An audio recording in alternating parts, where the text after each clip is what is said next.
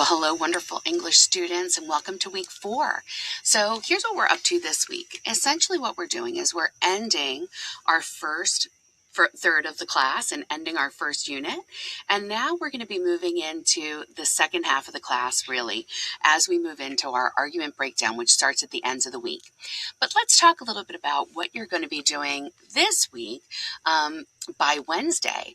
So, as you know, you have been working all the way from the annotation assignment all the way down to thesis statements, your progress check, getting feedback, and then going into your APA quiz to get us all the way prepared through the writing process to turn in your summary and response essay this week. Okay?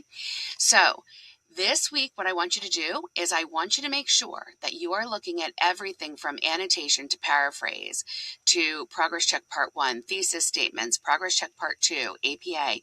Make sure that you're looking at all of the feedback on all of these assignments and start to put them together so that you're able to really be successful on this summary and response essay. All right, so let's look at the tools that are available to you that are in our course that are going to help you. All right, so as you know, all of your feedback is there, so that's number 1, right? The second thing I want you to take a look at is I want you to look at week 4, okay? When we look at week 4, we have 2 pages here, writing the first draft and APA formatting an essay in APA 7th edition. These 2 pages are essentially going to help you get started on that draft and to start to really think about how you're going to be putting it all together. Now, here's your big hint for being successful on that summary and response essay. Your planner has every single thing you need from start to finish, okay, in order of what you need. So essentially, if you take a look at your rubric on the assignment sheet, you're going to see that everything on the planner is already there. So be sure to use your planner in order to create that essay. Now, where do the pages come in? Well, essentially, these are just some tips to get you in the zone to writing. Thinking about your audience, thinking about your word choice, thinking about what the purpose of the essay is, and really getting yourself centered before you start to write. The other page that you're going to be looking at, of course, is formatting an essay in APA 7th edition. Now, as you know, you've already gone through the APA module itself, and you've gotten a little bit of sporadic APA instruction here and there throughout the last couple of weeks. This page, however, takes you through it step by step. Literally, step by step, your margins, your how to do your title and page numbers. This graphic here actually takes you through exactly what each thing is that you need to put in your title page, and it tells you exactly how many spaces you have to have, what font size you need, all of the good stuff. So as you go to create your title page, double check it or use in order to help you really get this together, okay? The other thing that I want you to look at is, of course, how to do your in-text citations and references. So this is your one-stop shop. That's kind of the Cliff Notes or the cheat sheet for all of that APA information. It even links to the references guide at the end. But essentially, this tells you exactly what you need to do in order to have that correctly APA formatted essay, okay?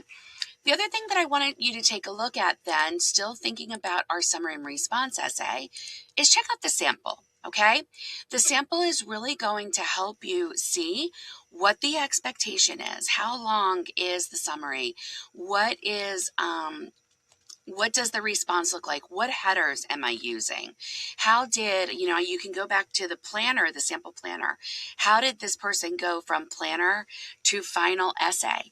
And so I want you to start to make those connections and to see exactly how this paper should be put together. The other thing I want you to kind of notice is this. When you go to turn in your essay, pull up the sample, okay? Pull up the pages that we've given you in order to help you be successful with APA. And your essay should look physically, okay, just like this. So 12-point font, Times New Roman, There's no, we're not going with like fun Comic Sans and like, woo, we're going to highlight this and we're going to make it really cute and fun. And well, maybe we'll make this red. We're not going to do that. Instead, we want to make sure that we are following the model so that it looks exactly the same, right?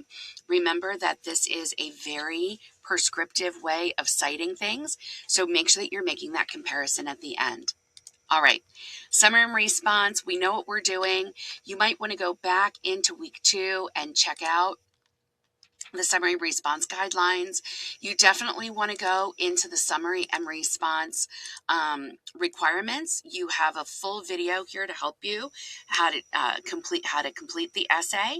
You have the link to the requirements here, and then you can also take a look at the rubric as well. Okay, so make sure that you do all of that before you hit submit. You've got plenty of time to write, and you can also reach out to me for questions. Of course, I'm always here for you. I've also posted a link to the Writing Center for you, so that is helpful as well this week. If you need a tutor or you just want somebody to have a second set of eyes on this essay before you turn it in, go ahead and use the announcement and tutoring center information, writing center information to really help you. Okay? All right, let's draw a line under that and move forward into the rest of our course schedule this week. All right, now, in our weekly reading, you have week 4, which we went over 2 of the pages already, and you have reading number 2. All right, let me show you something about reading number 2. Now, after we finish the summary and response essay, again, we kind of draw an imaginary line under that. We are going to use reading number 1, our overdosed article, only for practice. So things like discussion boards and things like that, that I ask you to do just for some helpful tips and for some feedback. That's when we'll use reading 1. It's going to be really, really clear in the directions. For every single graded assignment, though, moving forward from week 4 to 10, you're going to be using reading number 2. So let's get in there and let's look at what are my course readings. It shows you exactly what you're doing right here. And then when we look down, what you're going to notice is that I've provided, as usual, the Google Doc and the direct link, but you also have 1, 2, 3 different videos. They're very, very short. I don't think one is more than 5 minutes. And then you have a comparison chart here as well. This article is all about changes in the CDC guidelines for pain patients and pain medication. So I really want you to kind of take a look at these videos and look at the comparison guide to give you a little bit of context so that you see where we were before and what the article is talking about now, okay? Go ahead and make a copy of that Google Doc and then make sure you annotate it. This time around, I'm not collecting your annotations, but instead what we are going to be doing is we will be looking at how to break down the author's argument. So you will need some annotations in order to complete that. Okay, so let's take a look here.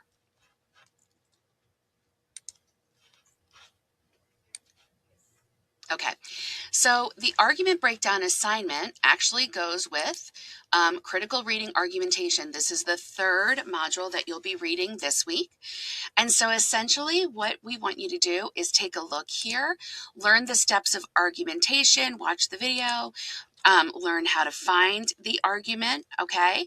So make sure that you go through all of these. You'll see this in the video for argument breakdown. But essentially what you're going to do is download the argument breakdown worksheet and then complete the worksheet. So you will need to read the critical reading argumentation video in order to really be successful on this. I would also highly recommend that you are watching the argument breakdown overview video so that you can really see what the expectation is and it goes through each step of the process for you. Okay, so that's it for this week. It's a heavy week as far as writing is concerned, but a light week as far as reading is concerned. So remember, we're drawing a line under using reading 2 for argument breakdown only this week. Remember, summary and response is based on reading number 1 and taking into consideration all of these weeks. All right, everybody, I think that that's it. My loom is looking a little weird. So have yourselves a great week. Make sure you reach out to me with any questions that you might have. Be really, really careful with the directions, and happy writing as always.